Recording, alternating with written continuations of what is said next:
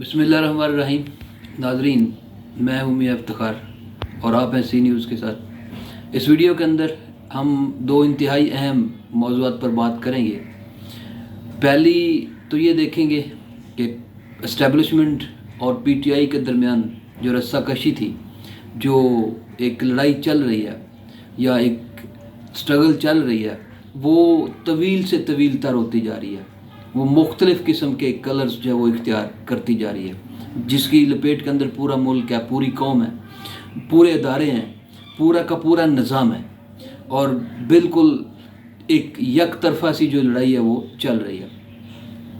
ये हर एक की ख्वाहिश थी कि जितनी जल्दी हो सके ये लड़ाई, ये कन्फ्रंटेशन जो है ये वाइंड अप हो और मुल्क आगे बढ़े। मुल्क जो है वो जो सियासी तौर पर भी और हर लिहाज से अदम इस्तेकाम का शिकार है, उससे निकाला जाए।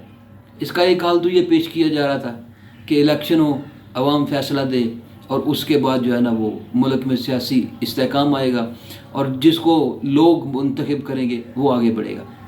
लेकिन ऐसा ना हुआ। ये हमारी बदकिस्मती, माने या ना माने हम, जिस मर्ज़ी हम केस के अंदर मुलव्वस करें, लेकिन लोगों ने वोट दिया।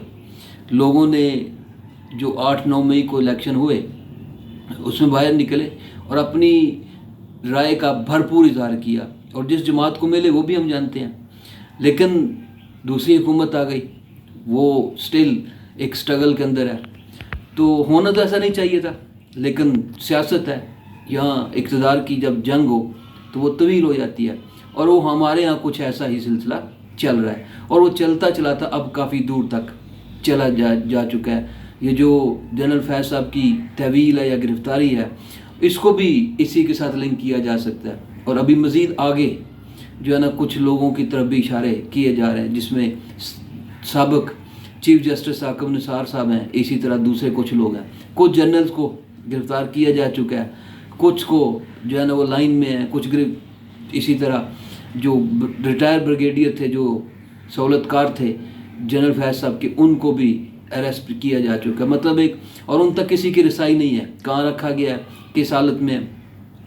खबरें तो हैं कि ठीक हैं, सारी सहूलियात मौजूद हैं, लेकिन किस तरह से इन्वेस्टिगेशन हो रही है, किस तरह से आगे बढ़ रही है, ये भी सारा के सारा इसी एक लड़ाई के अंदर जो है ना वो इसी से लिंक किया जाता है कि इसी एस्टेब्लिशमेंट और जो पीटीआई के दरमियान, या दूसरे लफ्ज़ों में खान साहब के दरमियान जो एक कशमकश चल रही है, उसी का नाम जो है ना इसको दिया जा रहा है, उससे आगे बढ़ता जा रहा है। ना तो बानी पीटीआई जो है वो एक आधा इंच या 1 फीट पीछे हटने के लिए तैयार है, वो बैकफुट जाने के लिए तैयार नहीं है, और ना ही क्योंकि इस्टेब्लिशमेंट पीछे हटने के लिए तैयार है। वाज़ेह मौक़िफ़ है कि 9 मई के ज़िम्मेदारान को जो है ना वो छोड़ा नहीं जाएगा, उनको बख्शा नहीं जाएगा और किया जा रहा है, उनके खिलाफ कार्रवाइयाँ भी हो रही हैं, सब कुछ हो रहा है। तो जो भी कोई नया नाम सामने आता है उसके खिलाफ भी कार्रवाई होती है। तो बानी भी, वो भी पीछे हटने के लिए तैयार नहीं है, उनका भी रोज़ नई से नया स्टेटमेंट सामने आ जाती है। तो यही वो वजूहात हैं जिसकी वजह से ये जंग जो है वो तवील तर होती जा रही है और मुश्किलात किन के लिए पैदा हो रही हैं, वो मुल्क व कौम के लिए हो रही हैं कि ये पहले ही अदम इस्तेकाम, पहले ही मईशत का बुरा हालत, लोग मुश्किलात का शिकार, हर लिहाज से महंगाई ने उनका जीना हराम कर रखा है, बिलों ने उनका जीना हराम कर रखा है, इसी तरह दूसरे मामला। तो इसमें पिस अवाम रहे हैं इस लड़ाई के अंदर जो है ना वो, क्योंकि शहबाज हुकूमत तो बराए नाम है, उससे तो आप कुछ भी नहीं कह सकते कि वो तो सो कॉल्ड गवर्नमेंट है, कुछ भी पल्ले नहीं है।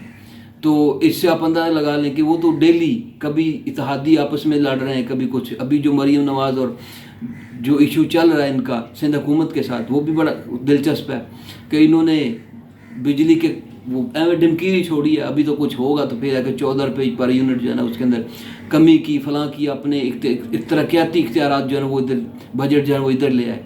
तो दूसरे सूबों को ये अच्छा नहीं लगा कि कौमी सतह का लीडर खिलाने वाला वो सूबाई सतह पे खेले। तो बहरहाल इससे आप अंदाज़ा लगा सकते हैं कि ये हुकूमत कितनी बेबसी है, इसके अंदर इसके पास कितना कंट्रोल है। तो असल में जो जंग चल रही है वो एक तरफ है और वो एस्टेब्लिशमेंट, और दूसरी जंग जो लड़ी जा रही है वो लड़ी जा रही है अदालत और पार्लियामेंट के दरमियान। एक तरफ पार्लियामेंट है, वो कहते हैं हम सुप्रीम है, दूसरी तरफ अदालत है, वो कहती हम सुप्रीम है। मखसूस नशिस्तों का फैसला आया, अभी तक अमल दरामद नहीं हुआ उसके ऊपर, और ना ही होता हुआ दिखाई दे रहा। बहुत सारी कियास रही हैं, अभी तक उसका रिटर्न फैसला भी नहीं आया। और अभी गवर्नमेंट जिन तैयारियों के अंदर है या जो कर रही है कि वो अमेंडमेंट सामने ला रही है ताकि सुप्रीम कोर्ट को या जजेस को उनके पर काट दिए जाए, उनको कंट्रोल किया जाए। जैसे कि हमने देखा है एक मिसाल लाहौर हाई कोर्ट के अंदर जस्टिस आलिया नीलम जो है, उन्हें 2 जजेस को जो उनसे सीनियर लोग थे उनको बाईपास करते हुए वो चीफ जस्टिस का जो रैंक है वो दिया गया, वो ओहदा संभाला उन्होंने। ऐसा ही कुछ निज़ाम जो है वो हुकूमत जो है वो सुप्रीम कोर्ट के अंदर भी लाने के लिए तैयार है, और उसके लिए ये सारी स्ट्रगल की जा रही है। साथ साथ जस्टिस फायद ईसा की जो एक्सटेंशन है वो भी मौजू बहस है कि उनको भी एक्सटेंशन देने की जो है ना वो, क्योंकि हम जानते हैं सुप्रीम कोर्ट के अंदर भी मुख्तलिफ ब्लॉक्स हैं। एक ग्रुप जो है ना वो जस्टिस फायद ईसा का, दूसरा ग्रुप दूसरे जजेस का, तो दोनों अपने अपने फैसले जो है ना वो दे जा रहे हैं।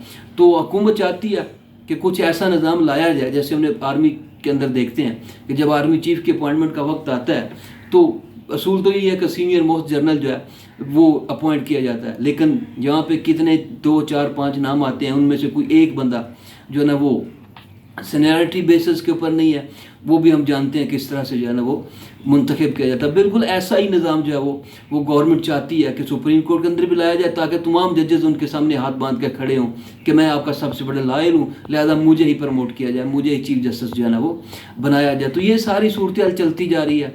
इसी के बीचों बीच हुकूमत ने जो नेट है, जो लोगों का बुनियादी हकूक़ है, उनसे भी उसको महरूम कर रखा है। मामला तो अदालत के अंदर है, लेकिन जो बुनियादी ज़रूरत है इस वक्त सारा सिस्टम ऑनलाइन जा चुका है, और हमने नेट के ऊपर ही जो है फायर वाल लगा दी कि किसको हम रोक सकते हैं, किसको हम नहीं रोक सकते हैं, किसको बैन कर सकते हैं, किसको नहीं कर सकते। तो सोशल मीडिया की शक्ल में एक बुनचाल है, और कुछ हक में भी है, कुछ मुखालफ भी है, सारा सिमतें चल रही, सबको कंट्रोल करना है। तो उस फायर वाल का होना ज़रूरी था। केस अदालत के अंदर भी है, लेकिन उसके अंदर क्या हुआ, हर एक का नुकसान हो रहा है, हर शोबा मुतासर है, फ्रीलांसर से लेके हर शोबा जो है ना वो उससे बुरी तरह से मुतासर है। साथ साथ ये एक्टिविटीज़ भी चलती जा रही हैं ताकि जितना कंट्रोल हो सके किया जा सके। और अब सवाल ये पैदा होता है, क्या इन सारी जद्दोजहद से कंट्रोल हो जाएगा?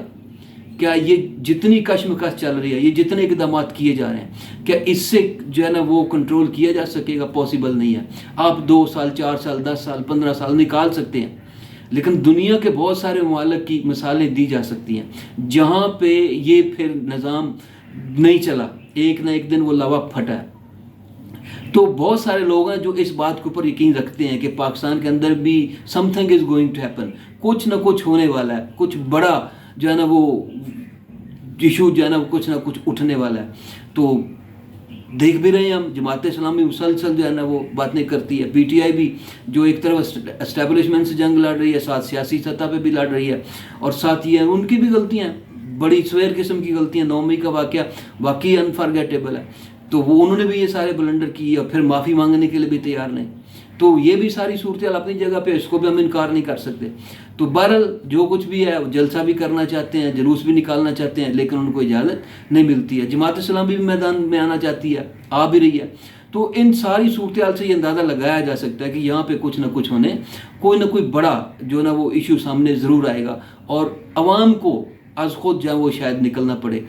तो ये जंग जो बहुत पहले वाइंड अप हो जानी चाहिए थी, ताकि सिर्फ मुल्क और कौम की तरफ तो जो दी जाती, ऐसा नहीं हुआ। और ये हमारी बदकिस्मती है कि ये मज़ीद तवील जो होती जा रही है, और इसका दायरा कार जो है वो अब जर्नैलों और रिटायर्ड ब्रिगेडियर्स और फिर आगे जजेस और फिर इन सब तक जो है ना फैलता हुआ दिखाई दे रहा है। देखना ही है कि क्या सारी इस सूरत हाल को कंट्रोल किया जा सकेगा, या कहीं ये ना हो कि ये बड़ा लावा बन जाए, या कोई बहुत बड़ा जो है ना वो ब्लास्ट हो जाए और उसके नतीजे में कोई इनकलाब की राह जो है ना वो हमवार हो जाए।